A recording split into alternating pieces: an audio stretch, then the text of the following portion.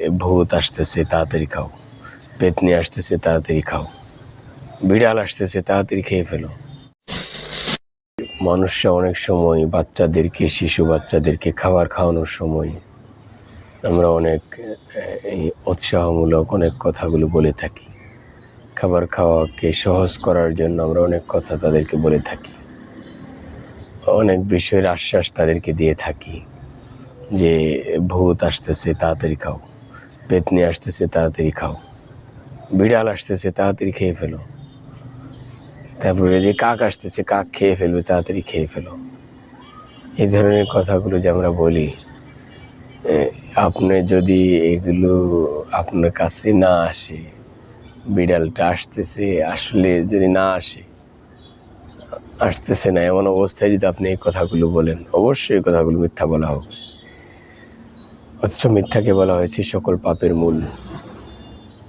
একটা কথাও রয়েছে হাদিসের কিতাবগুলোকে আসছিদ ওয়ুংজি অল কিযবু ইহলিক, যে সত্য মানুষকে মুক্তি দেয়, মিথ্যা মানুষকে ধ্বংস করে। তাহলে আপনার বাচ্চাকে আপনি কি করতে চাচ্ছেন? খাবার খাওয়াতে চাচ্ছেন, কিন্তু এটা মিথ্যা বলে যদি তাকে খাবারটা খাওয়ান, এই খাবারটা কি কাজে লাগবে? আপনার বাচ্চার জন্য ক্ষতি বয়ে আনবে, আপনার জন্যও ক্ষতি। কেন? যে মিথ্যার সাথে ধ্বংস অনিবার্য রয়েছে। আপনার বাচ্চাকে আপনি এগুলো বলে খাবার দাবার খাওয়ানো অবশ্যই অনুচিত, একেবারেই অনুচিত। এটা হারাম, মিথ্যা কথা বলা হবে, কবিরা গুনাহ হবে আপনার। এই জন্য এই কথাগুলো বলা যাবে না যে বাবু তাড়াতাড়ি খেয়ে ফেলো, ওই যে বিড়াল এসে খেয়ে ফেলবে, কাক এসে খেয়ে ফেলবে, ভূত আসতেছে, পেতনি আসতেছে। এই ধরনের ভয়গুলো দেখানো খাবার খাওয়ানোর ক্ষেত্রে একেবারেই অনুচিত। অথবা আপনি মিথ্যা আশ্বাস দিলেন, তাড়াতাড়ি খেয়ে ওঠো, তোমাকে আমি সাইকেল কিনে দিচ্ছি, তোমাকে মোবাইল কিনে দিচ্ছি, তাড়াতাড়ি খেয়ে ওঠো। আপনি এই কথাটা বললেন, কিন্তু প্রকারান্তরে আপনি কিনে দিলেন না, তাহলে তো আপনি মিথ্যা কথা বললেন। এই জন্য আপনি একটা হারাম কাজ, কবিরা গুনাহ আপনি করে ফেললেন। এই জন্য আমাদেরকে এই ধরনের অহেতুক কথা থেকে, অবান্তর কথা থেকে বিরত থাকতে হবে। আপনার সন্তানকে আপনি খাবারের যে উপকারিতাগুলো রয়েছে, যে বাবা তাড়াতাড়ি খাও, বেশি বেশি খাও, খেলে তুমি বড় হয়ে যাবে, তোমার শরীর সুন্দর হবে, স্বাস্থ্য সুন্দর হবে, আল্লাহ তাআলার ইবাদত অনেক বেশি করতে পারবা, আল্লাহকে ডাকতে পারবা, আল্লাহ অনেক খুশি হবে। আল্লাহর এই হালাল খানাটা তুমি খাও, আল্লাহ অনেক খুশি হবে। আল্লাহ কত সুন্দর এই ফলটা দিয়েছে, দেখছো আপেলটা, খাও খাও খাও। এই কত সুন্দর নাস্তা হয়েছে, দেখছো বাবা, এই নাস্তাটা আল্লাহ তাআলার পক্ষ থেকে আল্লাহ দিয়েছে, দেখছো, খাও খাও খাও। এই কথাগুলো আপনি বলতে পারেন।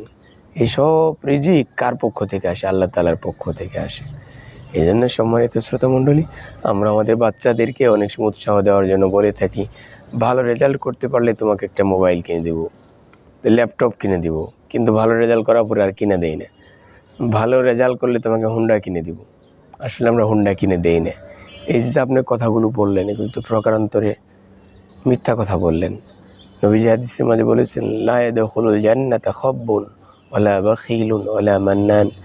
যারা প্রতারক রয়েছে, প্রতারণা করে, খোঁটা দেয়, এই মানুষগুলোকে আল্লাহ তাআলা জান্নাতে প্রবেশ করাবেন না। চিন্তা করেন যে আপনার বাচ্চার সাথে আপনি যখন এই ধরনের কথা বললেন, একটা প্রতারণা হয়ে গেল। তাহলে যদি নবীজির হাদিস অনুযায়ী আল্লাহ তাআলা আমাদের সাথে ওই বিচারটা করেন, তাহলে কীভাবে জান্নাত যাবো বলেন? এই জন্য অহেতুক অবান্তর কথাগুলো থেকে আমাদের বিরত থাকতেই হবে। প্রতারণামূলক মিথ্যা কথা বলা থেকে বিরত থাকতেই হবে। আল্লাহ তাআলা তৌফিক দান করুন।